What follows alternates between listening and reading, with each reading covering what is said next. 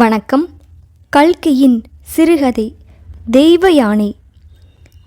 என்னுடைய நண்பர் வெற்றிலைப்பாக்கு கடை ஓமக்குட்டி முதலியாரும் நானும் ஒரு கடற்கரையில் உட்கார்ந்து கொண்டிருந்தோம். மதுவிலக்கு இயக்கத்தை பற்றிய பேச்சு வந்தது. இருக்கட்டும், நீங்கள் ஒரு காலத்தில் சாராயக்கடை குத்தகை எடுத்திருந்தீர்களாமே, அதை எப்படி விட்டீர்கள்?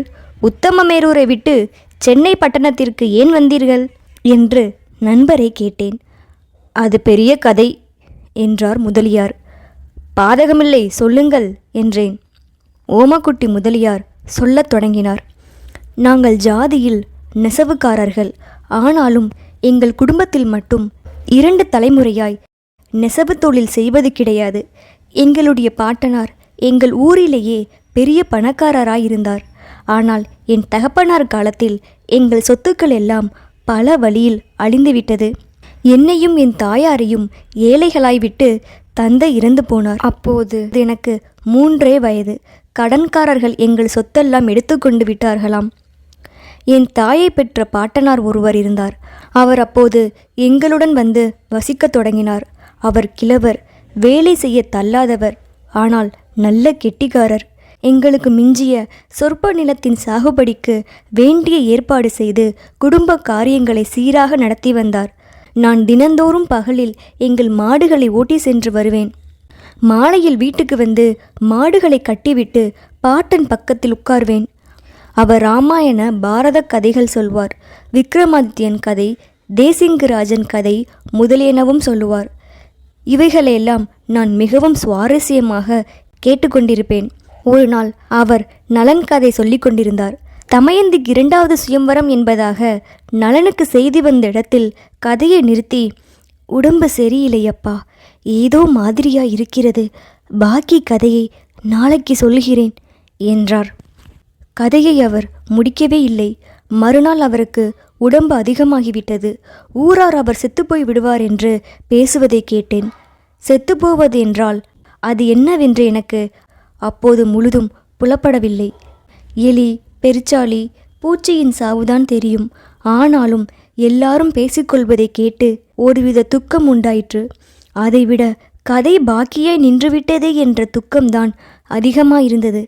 எனக்கு அப்போது நன்றாய் ஞாபகம் இருக்கிறது. அவர் அருகில் சென்று, தாத்தா, நீ செத்து போகிறாயா? வேண்டாம், கதையை முடிக்காமல் செத்து போக வேண்டாம் என்று சொல்லி அழுதேன்.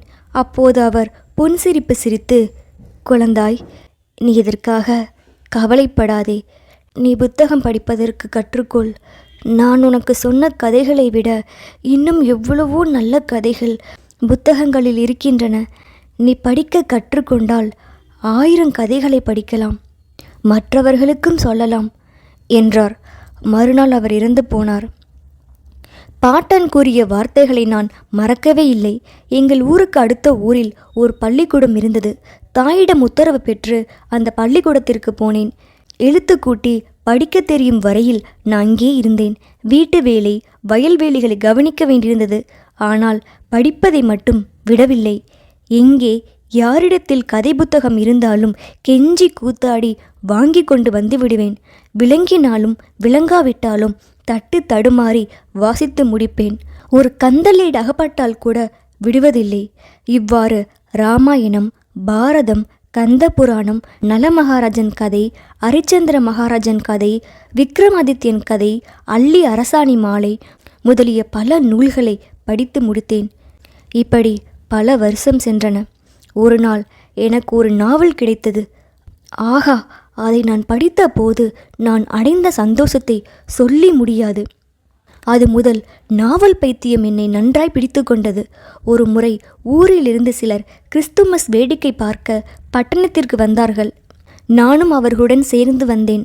அவர்கள் எல்லாம் ஏதேதோ சாமான்கள் வாங்கி கொண்டு திரும்பினார்கள். நான் என்ன செய்தேன் தெரியுமா? மூர் மார்க்கெட்டில் பழைய கிழிந்த நாவல்களில் ஒரு கட்டு வாங்கி கொண்டு போய் சேர்ந்தேன். இரவு பகல் ஒரே மூச்சாக வாசித்து முடித்தேன். இப்பொழுது நினைத்தால் மிகவும் ஆச்சரியமாயிருக்கிறது.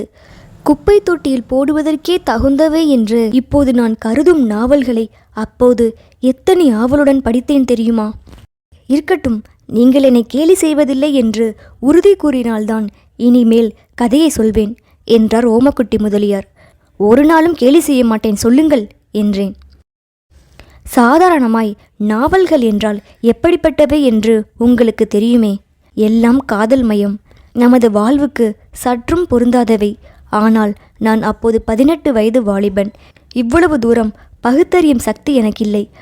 ஆகவே மேற்படி நாவல்களை படித்ததின் பயனாக காதலை பற்றியும் விவாகத்தை பற்றியும் வருங்கால வாழ்வை பற்றியும் ஏதேதோ மனோராஜ்யம் செய்யத் தொடங்கினேன். எங்கள் கிராமத்தில் அப்பொழுது பெரிய பணக்காரர் அப்புக்குட்டி முதலியார். அவர்தான் கிராம முன்சீப்பு கூட. அவருக்கு ஒரு பெண் இருந்தாள். அவள் பெயர் தெய்வ யானை. இப்பொழுது நினைத்து பார்த்தால் அவள் ஒரு சர்வ சாதாரணமான பெண் என்றே தோன்றுகிறது. ஆனால் அப்போது நாவல் கண்ணுடன் பார்த்த எனக்கு அவள் ஒரு அப்சர ஸ்திரீயைப் போல காணப்பட்டாள். பூலோகத்திலும் சரி தேவலோகத்திலும் சரி அவளை போன்ற அழகி வேறு ஒருத்தியில்லை என்று நிச்சயமடைந்தேன். புத்தகத்தில் படித்த கதாநாயகர்களைப் போலவே நானும் அவளை கல்யாணம் செய்து கொள்ளாவிட்டால் உயிர் பிழைத்திருக்க முடியாதென்று உறுதி கொண்டேன். இதுவரையில் நாவல் படிப்பு பயன்பட்டது.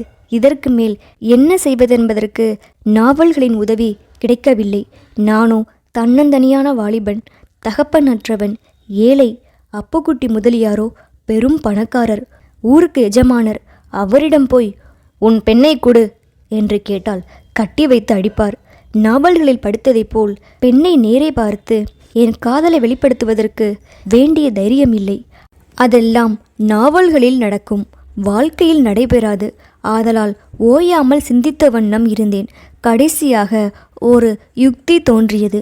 அந்த ஊரில் சமீபத்தில் கள்ளு சாராய கடைகள் ஏலம் போட இருந்தார்கள். அந்த கடைகளை ஏலம் எடுப்பதென்று தீர்மானித்தேன்.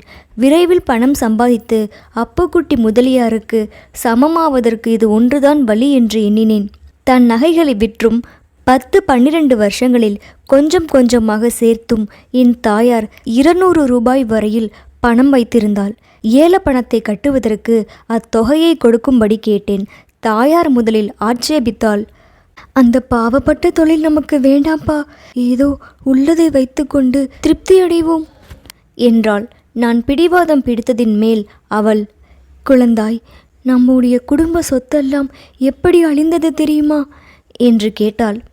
தெரியாதே, எப்படி என்றேன். எல்லாம் உன் தகப்பன் குடித்தே ஒழித்து போட்டான். அந்த பாவம் என்னத்திற்கு என்றாள். எனக்கு தூக்கி வாரி போட்டது. இதுவரையில் அந்த விஷயம் எனக்கு தெரியாது. ஆனால் தெய்வ யானையை நினைத்து கொண்டேன். தாயார் சொன்ன செய்தியிலிருந்து என்னுடைய தீர்மானம் இன்னும் உறுதிப்பட்டது. அம்மா, கள்ளுக்கடையில் போன சொத்தை கள்ளுக்கடை மூலமாகவே சம்பாதித்து தீருவேன். அதுதான் தெய்வத்தின் சித்தம். இல்லாவிட்டால் எனக்கேன் இந்த யோசனை தோன்ற வேண்டும் என்றேன். கள்ளுக்கடைக்கு போட்டி அதிகம், எடுக்க முடியவில்லை. சாராயக்கடை மட்டும் எடுத்தேன். வியாபாரம் நன்றாய் நடந்தது. உத்தியோகஸ்தர்களுக்கு அதிக பணம் கொடுத்தேன். ஆனால் என் கையிலும் பணம் அதிகமாக சேர்ந்து கொண்டு வந்தது. அடுத்த வருஷம் கள்ளுக்கடை சாராயக்கடை இரண்டையும் எடுத்தேன். அப்புக்குட்டி முதலியாருடைய பெண்ணுக்காக நான் செய்த காரியங்கள் எல்லாம் அவர் மனத்தில் பொறாமையைத்தான் உண்டாக்கின. ஏனெனில் அப்போது அவருடைய கை இறங்கி வந்தது. கடன் அதிகமாயிற்று. கள்ளுக்கடைக்கார பயல் என்று என்னை பற்றி அவர் அவமதிப்பாய் பேசியதாய் கேள்விப்பட்டேன். அவருடைய அகம்பாவத்தை அடக்குவது எப்படி என்று ஓயாமல் சிந்தித்து கொண்டு வந்தேன்.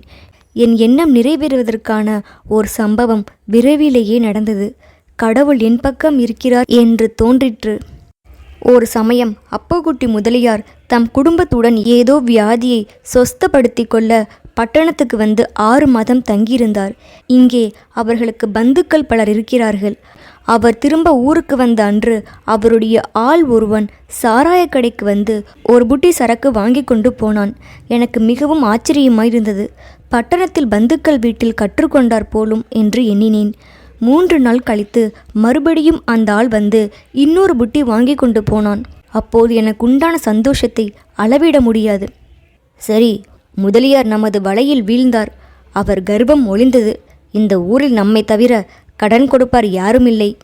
தெய்வ யானை நம்மை தப்பி எங்கே போகிறாள் என்று இவ்வாறெல்லாம் ஆகாச கோட்டை கட்டினேன். எல்லாம் நான் எண்ணியபடியே நடந்து வந்தது. 1 வருஷத்துக்குள் அப்புக்குட்டி முதலியார் ஊர் அறிந்த பெரும் குடிகாரரானார். கடன் விஷம் போல் ஏறி வந்தது. ஏராளமான பூமி அவருக்கு இருந்தாலும் வட்டி கொடுப்பது எளிதன்று. நிலத்தை விற்று கடனை தீர்ப்பதற்கும் நிலத்தை வாங்குவார் யாருமில்லை. இந்த நிலைமையில் ஒரு கோர்ட் வாரண்ட் அவர் மீது பிறந்தது. வாரண்டில் தப்புவதற்காக கையில் இருந்த சர்க்கார் கிஸ்தி பணத்தை கொடுத்து விட்டார். இவர் குடிகாரர் என்றும் கடன்காரர் என்றும் மொட்டை விண்ணப்பத்தின் மூலம் அதிகாரிகளுக்கு தெரிந்து சோதனைக்கு வந்து விட்டார்கள். முதலியார் தம் கர்வத்தை எல்லாம் விட்டு என்னிடம் ஓடி வந்தார். என் காலில் விழுந்து கெஞ்சினார். 800 ரூபாய் கடன் கொடுத்து அவர் தலைக்கு வந்த விபத்திலிருந்து அவரை தப்புவித்தேன். நான் கொஞ்சம் குறிப்பு காட்டியதுதான் தாமதம். முதலியார் தெய்வயானை எனக்கு கல்யாணம் செய்து கொடுப்பதற்கு தம்முடைய பூரண சம்மதத்தை தெரிவித்தார். விவாகத்திற்கு நாள் குறிப்பிடுவதுதான் பாக்கி. இந்த சமயத்தில் அப்புக்குட்டி முதலியார் ஒரு நாள் திடீரென்று மரணமடைந்தார். நல்ல திடதேகியாய் இருந்த அவர் இப்படி அகால மரணமடைவதற்கு மிதமிஞ்சிய குடிதான் காரணமாக இருக்க வேண்டும். இந்த துக்க சம்பவத்தினால் என்னுடைய உத்தேசங்களை புனராலோசனை செய்ய வேண்டியிருந்தது. இப்பொழுது நான் தெய்வயானை விவாகம் செய்து கொண்டால் அவளுடைய குடும்ப பொறுப்பு முழுவதையும் நானே ஏற்றுக்கொள்ள வேண்டி வரும். ஏனெனில் அவர்கள் வீட்டில் வயது வந்த ஆண்மக்கள் யாரும் இல்லை. அப்புக்குட்டி முதலியாருடைய 2ஆம் தாரம் சிறு பெண். அவளும் அவருடைய கை குழந்தையும் தெய்வயானையும் தான் வீட்டில் உள்ளவர்கள். இவர்களை காப்பாற்றும் பொறுப்பையும் குடும்பத்தின் கடனை சீர்படுத்தும் பொறுப்பையும் நானே வகிக்க வேண்டியவனாவேன். இப்படியெல்லாம் மனத்தில் சந்தேகங்கள் உண்டாயின. ஆனாலும் முடிவில் தெய்வயானை மணந்துதான் தீர வேண்டும் என்று தீர்மானித்தேன். இப்போதெல்லாம் கள்ளு சாராய கடைகளுக்கு நானே நேரில் போவதில்லை. சம்பள ஆட்கள் வைத்துவிட்டேன். அன்றாடம் சாயங்காலத்தில் மட்டும் சென்று கூடுமுதல் தொகையை வாங்கி கொண்டு வருவேன். ஒரு நாள் அவ்வாறு சென்றபோது கிராம முன்சீப்பு வீட்டு வேலைக்காரன் அப்பொழுதுதான் கையில் புட்டியுடன் கடையிலிருந்து வெளியே வருவதை கண்டேன். என்னை பார்த்ததும் அவன் சாலை ஓரமாய் பதுங்கி கொண்டு போனான். இவன் இப்போது யாருக்கு சாராயம் வாங்கி போகிறான் என்று எனக்கு ஆச்சரியமாய் இருந்தது. ஏதோ ஒரு குருட்டு எண்ணத்தினால் அதை கண்டுபிடிக்க வேண்டும் என்று தோன்றிற்று. ஆகவே அவனுக்கு தெரியாமல் அவனை பின்தொடர்ந்து சென்றேன். அவன் ஊர் தெருவின் புறமாய் சென்று அப்புக்குட்டி முதலியாரின் வாயிற்படி வழியாய் நுழைந்தான். இதை முற்றும் ஆராய வேண்டும் என்று எண்ணி தெரு வீதிக்கு சென்று முதலியார் வீட்டுக்குள் நுழைந்தேன். நடைக்கு சென்றதும் சிறிது தயங்கி உள்ளே எட்டி பார்த்தேன். அப்போது நான் கண்ட காட்சி இடி விழுந்தாற்போல் என்னை திகைக்க செய்துவிட்டது. தெய்வயானையும் அவளுடைய சிறிய தாயாரும் ஊஞ்சல் பலகையில் உட்கார்ந்திருந்தார்கள். முதலியாருடைய மனைவியின் கையில் சாராய புட்டி 2 தம்ளர்களில் ஊற்றி ஒன்றை தெய்வயானையிடம் கொடுத்து மற்றொன்றை தான் அருந்த ஆரம்பித்தாள்.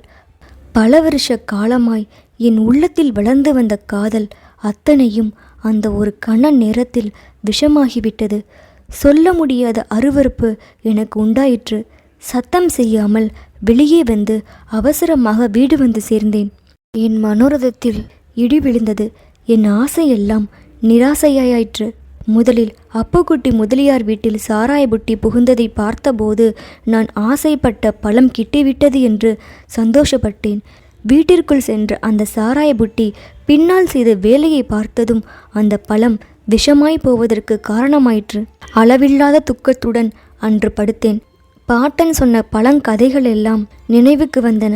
நாவல்கள் எல்லாம் ஆபாசமாய் தோன்றின. அதற்கு பிறகு ஒரு வாரத்திற்குள் கள்ளு சாராய கடைகளை தொலைத்து தலைமுழுகினேன். அக்கடையில் சம்பாதித்த சொத்தை எல்லாம் அந்த ஊர் கோவிலுக்கும் பஜனை மடத்திற்கும் பள்ளிக்கூடத்திற்குமாக பகிர்ந்து எழுதி வைத்தேன். இந்த தர்மங்கள் சரிவர நடப்பதற்கும் ஏற்பாடு செய்தேன். கையில் கொஞ்சம் ரூபாய் எடுத்துக்கொண்டு தாயாரும் நானும் இந்த சென்னை நகருக்கு வந்து சேர்ந்தோம் என்று கூறி நண்பர் கதையை முடித்தார். நன்றி. விரைவில் அடுத்த கதையுடன் செல்லம்மா பிரியதர்ஷினி.